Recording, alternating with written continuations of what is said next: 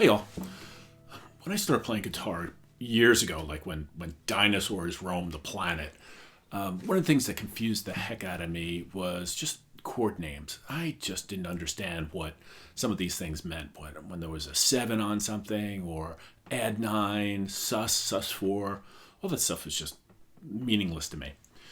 So what I thought we'd do today was maybe we just go over that, and I can explain to you what some of those chord names mean.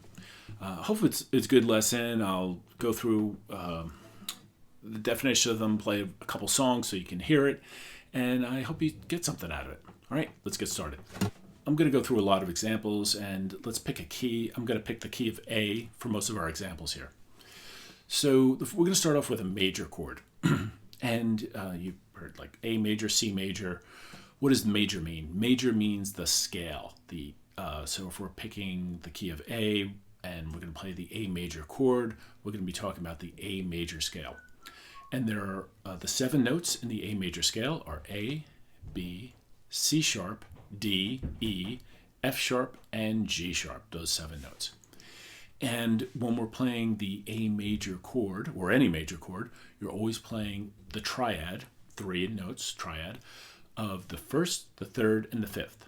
So in the key of A, the first note is A, the third note is C sharp, and the fifth note is E. So we put that in practice. We just grab our regular old A major chord. The first note we hit is that open A, right? Then the next one that we hit, that's an E.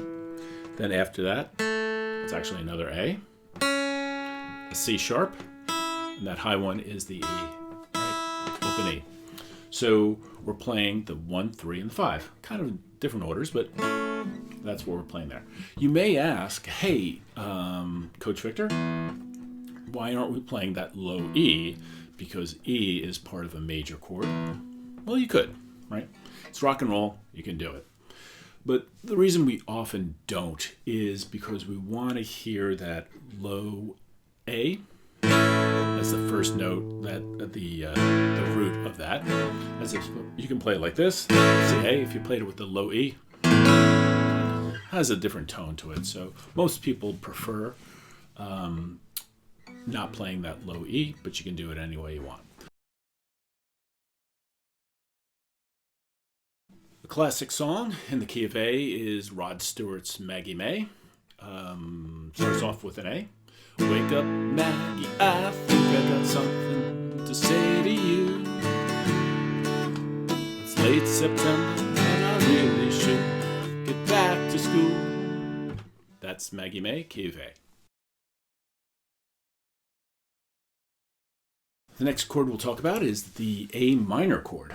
And minor chords often are described as just sadder, much more emotional, right? So if you listen to the A major, right, a little brighter, more upbeat, A minor, a little sadder. And what's interesting, though, is that significant change in sound is done just by a very slight change in the notes. So the A major, if you recall, we played the 1, 3, and the 5, the A, C sharp, and the E.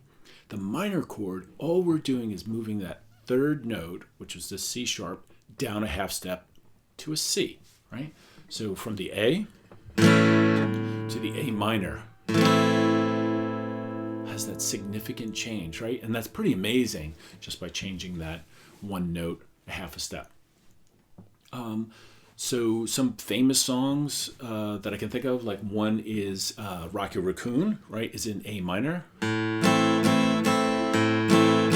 What's that?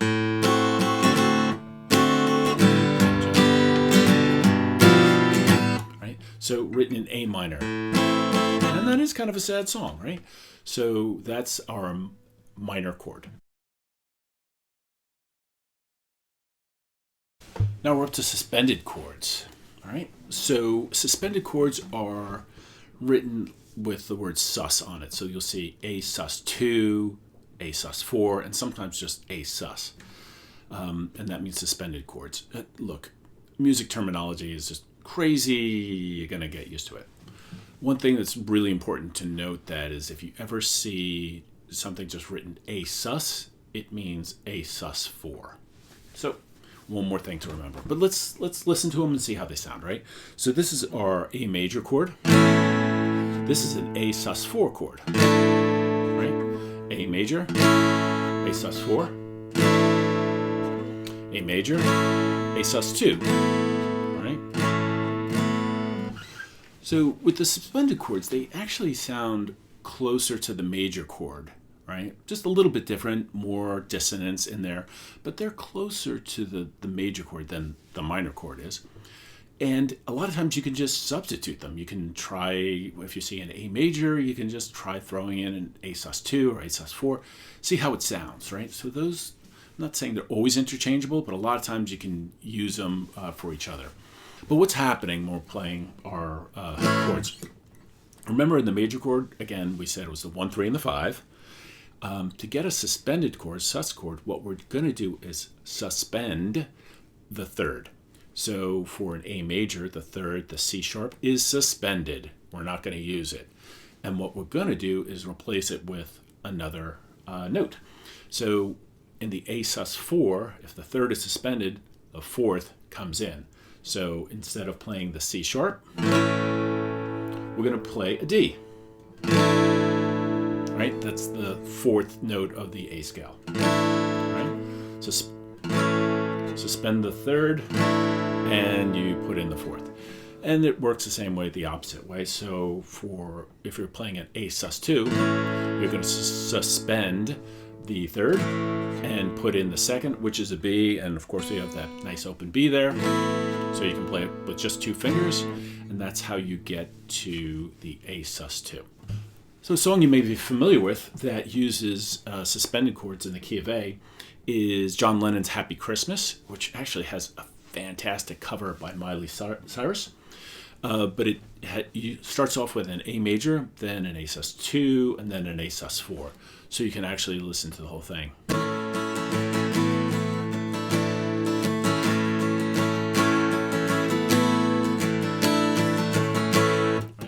That's the opening to Happy Christmas, A major, A sus2, A sus4.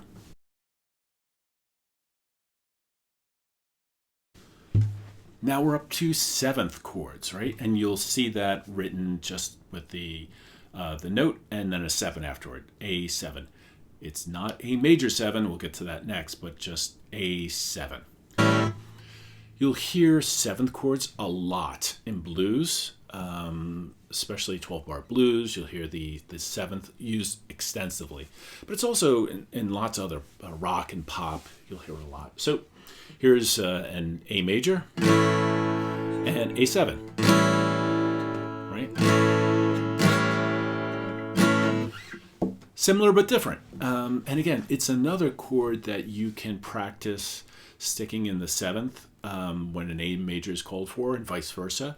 You can often use them interchangeably, right? They have different tones to them, but you can try using that, right? So you can pop in a 7th for the major. So what's happening here, right? So we had our A, right? So again, 1, 3, and 5 for our A, but we're also going to, this time we're going to add a note. And the note we're going to add is the surprise, the 7th. But no surprise, because music is crazy, we're not going to add the G sharp 7th. We're going to flatten it. So whenever we see the 7th, A7, it means we're playing the flattened version of the 7th note. Crazy, that's the way it is. Welcome to the club. We're all crazy here, right? So A, A7. And this one's cool because you're just kind of lifting up a finger to get that. And the reason we're lifting up that finger is that we're opening up that G string, right? So the G is that flattened 7th. So real easy. A song that I can think of that uses the A7 is the Garth Brooks song, Friends in Low Places. And in the chorus is an A. The second half of the chorus is, I'm not big on social grace. It's gonna slip on down to the A7. Oasis, 'cause I got friends in low places, right? So you heard that slip on down to the oasis. Real great use of the A7, contrasting the previous use of the A. So it's a lot of fun using that. A major 7, we're up to that. No surprise, it's going to be similar to a A7, but the A major 7 is going to be written in chords as A MAJ 7. You'll see that, A major 7.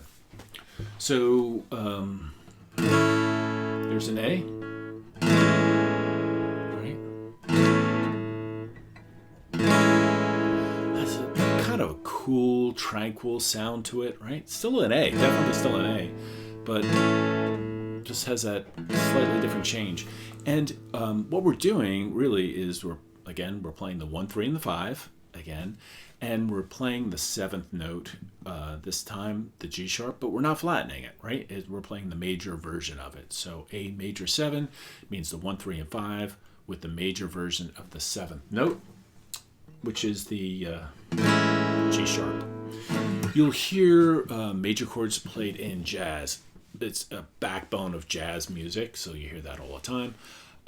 You'll also get a lot in like adult contemporary music, especially stuff from the 70s, the Carpenters and Neil Sedaka, tons of major chords. You can try substituting sometimes the A with the A major.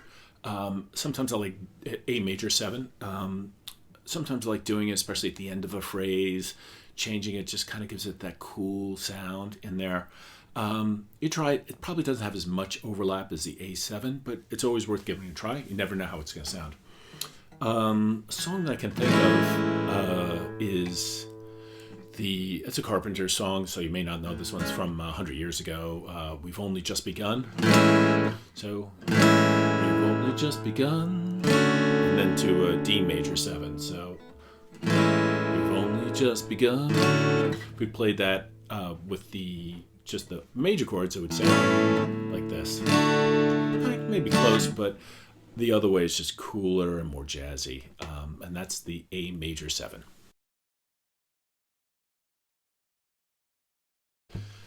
So much like we did with the major chord when we made it a 7th, you can do the exact same thing with a minor chord, right? So the A minor, if you add the flattened version of the 7th note,